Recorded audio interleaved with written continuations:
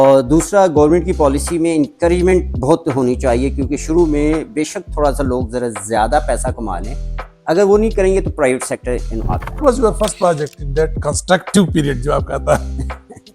है। जैसे मैं बता रहा था कि हमने एक ग्रुप बनाया, जी क्योंकि उस वक्त रिन्यूएबल एनर्जी, देखें जी, ये सोलर एनर्जी को ना पोटेंशियल था, ये ऑलमोस्ट अनलिश हो गया अब। जी ठीक है, आपने देखा है कि गवर्नमेंट एरिया अब आ रहा है कि हमारे मुल्क में गैस कम होगी। इंडस्ट्री जो हमारी गैस पे चलती थी, अक्सर इंडस्ट्री के जी बिस्मिल्लाहिर्रहमानिर्रहीम। व्यूअर, हम जनाब शोएब अहमद साहब के साथ बैठे हैं और आपने उनकी इब्तिदाई ज़िंदगी सरगोदा से, फिर मिलिट्री कॉलेज जेलम से, फिर एयरफोर्स से, और फिर उसकी टोटल इंजीनियरिंग सर्विस, और that was mainly air force related engineering. वहाँ से इन्होंने टिल्ट किया towards alternate energy, energy conservation. तो आइए इस सेक्शन में उससे बात करते हैं। अच्छा सर, तो आप फिर आपने कहा कि ये एक्सप्लोसिव से जो है ना, जो कि जरा डिस्ट्रक्टिव काम है, थोड़ा कंस्ट्रक्टिव काम की तरफ आ जाए। And what was your first project in that constructive period जो आप कहता है? जैसे मैं बता रहा था कि हमने एक ग्रुप बनाया, जी क्योंकि उस वक्त रिन्यूएबल एनर्जी ज़रा शुरू हो रही थी, अवेयरनेस आ रही थी पाकिस्तान में, तो वही थॉट कि इसमें हमें काम करना चाहिए, तो पाकिस्तान को इसकी ज़रूरत है। तो मैं उस टीम को मैं लीड कर रहा था अपने उस अदारे में। तो that was sir which year? It was in 1997, 98, 97 ऐसे था। और उसमें फिर ये है कि हम मुख्तलिफ काम करते थे। हमारी प्राइमरी जो अप्रोच थी वो सिस्टम इंजीनियरिंग की थी, एक नई चीज़ डेवलप करने की नहीं थी इसमें। वी थॉट के जो डेवलपमेंट ठीक है, हम सिस्टम इंजीनियरिंग करें। तो पाकिस्तान में शुगर मिल्स थी, मोलासिस बचता था उसमें, उससे एथेनॉल बन, तो उसको एथेनॉल को लिया, उसको टेस्ट ट्रायल कार में, और इंजन में, उसकी रिपोर्ट प्लानिंग कमीशन को सबमिट कराई। ठीक है। अच्छा सर, आपने चलिए इस पे जरा व्यूअर्स को एजुकेट करते हैं ना। एथेनॉल में चूंकि डीजीपी रहा 15-16 साल, और हमारे केपी में भी काफी सारी शुगर मिल्स हैं, और वो एथेनॉल भी प्रोड्यूस करते हैं। और क्या हार्डनेस, अब ब्राजील वगैरह भी हम देखते हैं कि एथेनॉल की काफी यूज है, मिक्स करते हैं विद डीजल एंड फ्यूल। यहाँ पे सर क्या इशू आ रहा था उसकी मेनली कमर्शलाइजेशन के, या उसकी तरफ आपने कभी इस पे? जी, हमने पूरी कोशिश की इसको हल कर सके हम। क्या इशू आ रहे हैं? जी, प्राइमरीली तो उसमें जी इशू ऐसा है कि कमर्शलाइजेशन के लिए गवर्नमेंट की एक इंकरेजमेंट और एक स्टेट पॉलिसी फर्स्ट स्टेप है जो जरूर होना की जरूरत है। और दूसरा, गवर्नमेंट की पॉलिसी में इंकरेजमेंट बहुत होनी चाहिए, क्योंकि शुरू में बेशक थोड़ा सा लोग ज़रा ज़्यादा पैसा कमा लें, अगर वो नहीं करेंगे तो प्राइवेट सेक्टर आता नहीं। प्राइवेट सेक्टर नहीं आता तो आपकी स्पीड नहीं बनती उसमें। तो क्योंकि पाकिस्तान में एथेनॉल को एज अ फ्यूल बेचने की इजाज़त नहीं थी, और अभी शायद मुझे पता नहीं, लेकिन मेरे ख्याल अभी भी नहीं है। तो जब वो एज अ फ्यूल बिक ही नहीं सकता तो उसकी मार्केट ही खत्म हो नहीं, लेकिन हम जो बात करते हैं कि वजह क्या हो सकती है आपके ख्याल में? देखिए जी, वजह मेरे ख्याल में जो है, जैसे मैंने कहा ना कि गवर्नमेंट पोटेंशियल तो है, पोटेंशियल तो है। ऑफ कोर्स, वो यूरोप में एक्सपोर्ट होती है पाकिस्तानी एथेनॉल, वहाँ बिकती है, एज अ फ्यूल बिकती है, हम नहीं कर सकते। एक्सपोर्ट होती है। गवर्नमेंट ने स्टेप लेना है। गवर्नमेंट की मिनिस्ट्रीज, टू बी फ्रैंकली, मेरे ख्याल में उनमें एक प्रोग्रेसिव अप्रोच बहुत कम है।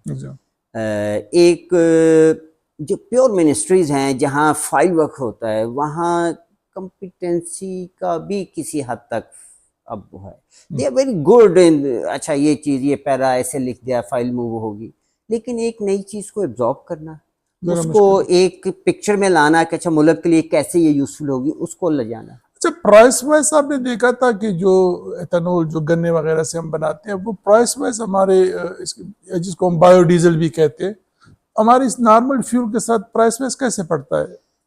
उस वक्त जो मुझे याद है, ये हमें थोड़ा सा, अगर वो कुछ 17 रुपए या कोई 20-21 रुपए लीटर था नॉर्मल गैसोलीन, ये कोई हमें 13-14 रुपए मिल वाले थे। जी, कुशन था उसमें, वो था। लेकिन उसी वक्त क्योंकि पाकिस्तान में एज अ फ्यूल नहीं बिक रहा था, ये जो मिल ओनर्स थे इसको यूरोप में भेज रहे थे, तो दे वर आस्किंग कि जी हमें जो FOB प्राइस यूरोप की मिलती है, गवर्नमेंट हमें वो दे तो हम पाकिस्तान में बेचें। अच्छा, तो government was not ready for this, ठीक है ना। दूसरा ये है कि उस वक्त 4 ही ऑयल एंड मार्केटिंग कंपनीज थी, उनकी एक एजादारी थी, पीएसओ था, ये शेल होगा या इस तरह, तो naturally they took it as a there एक कंपटीशन, रादर कि वो इसको लेते आगे चलते, वो नहीं ऐसे चले। फिर प्लानिंग कमीशन तक तो बहुत अच्छा था क्योंकि टेक्निकल लोग हैं, लेकिन जब मिनिस्ट्रीज में जाता है वहाँ फिर वहाँ। अच्छा सर, सोलर एनर्जी अब तो हर घर में है। ये डॉक्टर महबूबुल हक साहब, मैं एसएनटी स्कॉलरशिप पे गया था, तो उस वक्त हमारे साथ सोलर एनर्जी की भी स्कॉलरशिप थे। लोगों को कुछ पता भी नहीं था कि एक दिन सोलर एनर्जी इस फॉर्म में आता है। And that I am talking of late 80s, 86 87 की बात है। आप सोलर एनर्जी में आपने काम किया? क्योंकि मेरी पीएचडी एक रिन्यूएबल एनर्जीज में है, तो ऑफ कोर्स ये कैसी है, काफी हद तक मेरी ग्रिप है इस पे सोलर एनर्जी, और मैंने कैसे देखते हैं सर सोलर एनर्जी का फ्यूचर, आप कैसे देखते हैं ये? देखें जी, बहुत ही पाकिस्तान के लिए यूजफुल चीज थी, और अनफॉर्चुनेटली हमने को 20-22 साल इसमें जाया किए इसमें। ठीक है, जितना पाकिस्तान में इंसोलेशन सोलर की है, जितने क्लियर डेज हैं, जितनी धूप पड़ती है, और ये जर्मनी जो जिसने को 2014, 15, 16 में बूम पे ले आए अपने आप को, उससे तो 3-4 गुना ज्यादा। तो ये बहुत, इट वाज रियली अनफॉर्चुनेट। हमें तो 2010, 11, 12 में ये कर लेना चाहिए था, जो अब हमने 24। चले सर, जो वक्त गुजर गया वो तो कोताही हो गई। अब आप क्या समझते हैं कि सोलर एनर्जी की फील्ड में कोई आपके जहन में है कि अगर ये चीजें हो जाए तो इससे कुछ और भी ज्यादा फायदा लिया जा सकता है? कौन से एरियाज है? जी देखें जी, ये सोलर एनर्जी को ना इसका पोटेंशियल तो है, ये ऑलमोस्ट अनलिश हो गया अब। ठीक है, आपने देखा है कि गवर्नमेंट भी घबरा गई है, जो आईपीपीज हैं ये भी घबरा रहे हैं, इस वक्त लोग फायदा उठा रहे हैं।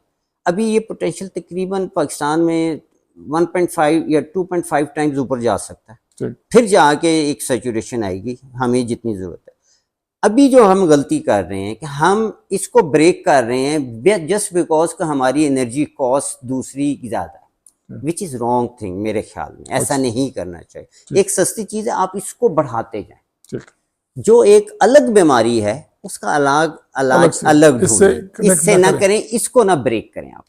ये अगर कर दें और डीरेगुलेट कर दें, और अगर वो चीज जो हमें आईपीबीज का प्रॉब्लम है वो प्रोड्यूस कर रहे हैं, तो हमें अपनी डिस्ट्रीब्यूशन जो है ना कैपेसिटी बढ़ाने की जरूरत है। डिस्ट्रीब्यूशन की, ट्रांसमिशन नहीं, distribution. Transmission is very okay now, distribution की जरूरत है ताकि वो बिके ज्यादा। वो बिकेगी तो उनकी प्राइस कम होना शुरू हो जाएगी। ठीक है, और डिस्ट्रीब्यूशन अगर गवर्नमेंट के सेक्टर नहीं बढ़ा सकता तो प्राइवेटाइज कर दें उसको प्राइवेटाइज कर दें लोगों को। सोलर और बायोडीजल के अलावा विंड क्या पोटेंशियल है? विंड का भी पाकिस्तान में बहुत ज़्यादा पोटेंशियल है, बहुत हाई है, लेकिन अनफॉर्चुनेटली उसके साथ भी प्रॉब्लम ये है कि उसको वहाँ से यहाँ वो साउथ में पैदा होती है। ठीक है, और जिस जगह पे वो घारे जो कॉरिडोर है विंड का हमारा, उसमें बहुत अभी पोटेंशियल। मेनली पोटेंशियल सिंध में? जी, सिंध में मेनली पोटेंशियल है। मेनली सिंध जो हम कहते हैं समंदर के साथ देखें ना जी, जो कमर्शियल प्रोजेक्ट लगता है ना, वो तो एक सेकंड नहीं जाया करना चाहते। हमारे नॉर्थ में है, लेकिन वो नॉर्थ में उस तरह की हवा नहीं चलती जैसे सिंध में, एक कांस्टेंट दिन रात चल रही है। ठीक है ना, तो हमें उसी पे कमर्शियल कामों के लिए उसी पे रिलाई करना है। तो वहां से उनका प्रॉब्लम ये है, वो जो प्रोड्यूस कर रहे हैं गवर्नमेंट उठा नहीं रही। Which is wrong again. उठाना चाहिए, वो उठाएंगे तो वो पैदा होगी, जब जो पैदा होगी वो और सस्ती करेगी, ओवरऑल को फिर ये प्राइस नीचे लाएंगे। ये देखें, तो ये 3 मेन सोर्सेज हो गए, सोलर, बायोडीजल या एथेनॉल और विंड। जी, विंड और भी आपने कोई इसी एरिया को वो क्या एक्सप्लोर किया? जी, मेरे ख्याल में जो एक और इम्पोर्टेंट एरिया, और उसके बाद एक और मैं आपको बताता हूँ। जो एक इम्पोर्टेंट एरिया इस वक्त आ रहा है जो होना चाहिए, वो बायोगैस। क्योंकि जो हमारी जगह जगह जो गांव है, एग्रीकल्चर है, ठीक है, और जहां बिजली नहीं है वहां बायोगैस जो है ना, it can be one source. क्योंकि clean cooking is a great requirement. ये हेल्थ इश्यूज इसके साथ बहुत ज़्यादा एसोसिएटेड है, और पाकिस्तान में तो इससे जो लकड़ी कम हो रही है उसके बहुत डैमेजिंग इफेक्ट्स आए। और जिस तरह हमने इंट्रो में बात की ना कि कार्बन डाइऑक्साइड के अलावा मीथेन गैस जो है ना, that is almost 28 time more dangerous towards climate change और बायोगैस जो है ना वो इसकी बहुत पोटेंशियल है, और बायोगैस के साथ आप मीथेन गैस की जो है ना जी वो मिटिगेट हो जाती है। जी, दैट्स राइट। और बायोगैस में सिर्फ प्रॉब्लम ये आ रही है कि हम स्टिक कर रहे हैं एक या दो किस्म के बायोगैस प्लांट्स पे। ये मैं छोटे बायोगैस प्लांट की बात कर रहा हूँ, विच इज़ रॉन्ग। ठीक है, उसकी वजह ये कि उनकी कीमत ज़्यादा है, किसान उस कीमत को इन्वेस्ट नहीं कर सकता।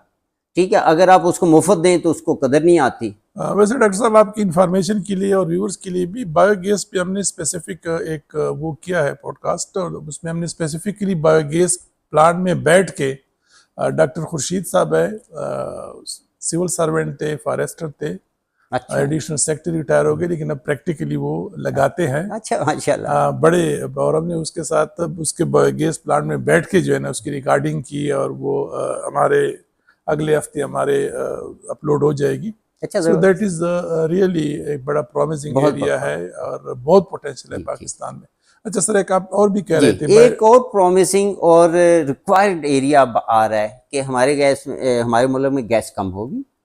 इंडस्ट्री जो हमारी गैस पे चलती थी, अक्सर इंडस्ट्री के बॉयलर हमारे गैस पे चल रहे, अक्सर नहीं, तकरीबन सारे ये चल रहे।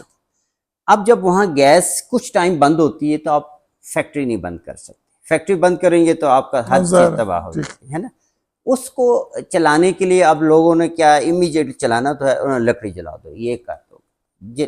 उसके ये प्रॉब्लम अब उसमें ये है, लकड़ी जलती है तो अगेन हवा में पोल्यूशन, ये वो, आप तो एनवायरमेंट अथॉरिटी हैं इस पर।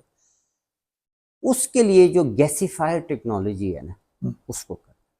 तो गैसीफायर टेक्नोलॉजी और बायोगैस टेक्नोलॉजी, इनकी प्रॉब्लम सिर्फ ये है कि हमने इनकी कॉस्ट कम लानी, जो इसकी प्लांट की कॉस्ट कम। टेक्नोलॉजी पे थोड़ा सा अगर सादा अल्फाज में हमारे व्यूअर को समझाए, गैसीफायर टेक्नोलॉजी क्या है? अच्छा, गैसीफायर टेक्नोलॉजी ये होती है जी कि जैसे आप एक लकड़ी है उसको बर्न करते हैं या, ठीक है, तो वो एक कंबस्टन रिएक्शन है। ठीक है, गैसीफायर ये होता है, वो कंबस्टन से एक स्टेप नीचे होता है। आप उसको थोड़ी सी ऑक्सीजन देते हैं तो वो पूरा नहीं जलता, वो सुलगता है। अच्छा, ठीक है, वो सुलगता है, हीट प्रोड्यूस करता है। ठीक है, तो जो कार्बन डाइऑक्साइड बननी होती है ना, CO2 आप समझते हैं, क्योंकि आपने ऑक्सीजन कम दी है तो कार्बन मोनोऑक्साइड बनती है, CO बनती है। ठीक है जी, CO बनती है। अगर आप उसमें स्टीम डालें तो उससे हाइड्रोजन, वाटर की हाइड्रोजन उससे रिएक्ट होकर के मीथेन भी बन जाती है, उसमें एडिशनल CO भी बनती है। ये दोनों बर्निंग गैसेज हैं। अच्छा, और अगर और आप इसके सिस्टम को कंट्रोल करें तो इसमें हाइड्रोजन गैस भी बनती है बाज़ गैसीफायर्स में, टाइप ऑफ गैसीफायर्स में। तो वो जो है अगेन हाइड्रोजन से अच्छा तो बर्निंग किसी की है ही नहीं, यू नो। अच्छा सर, फिर आप इंटरनली तो यहाँ पे काम कर रहे थे, सार्क की तरफ से कैसे आए? ड्यूरिंग द सर्विस आए, सर्विस के खात्मे के बाद आए, क्या सब? जी, नेचुरली सर्विस में तो नहीं आप आ सर्विस से आप कब एयरफोर्स? मैं 2014 में रिटायर हुआ। 2014 में रिटायर हो गए, और उसके तो मैंने वो फिर फौज में या सिविल सर्विस में भी एक LPR के नाम से टर्म होती है, लीव प्रायर टू रिटायरमेंट, वो 1 साल की होती है एयरफोर्स में। तो 6 महीने तो मैंने रेस्ट किया। ठीक है, और फिर मैंने अप्लाई किया, तो because of my PhD in renewables, तो मेरी पहला ही मैंने अप्लाई किया था, यहीं सिलेक्शन होगी सार्क एनर्जी सेंटर। अच्छा, चलिए ठीक है, थोड़ा सा ब्रेक लेते हैं और सार्क पे फिर जरा अलग से, सार्क पे भी बाकी चीज़ों पे अलग से बात करते हैं अगले सेक्शन में। Thank you very much ji.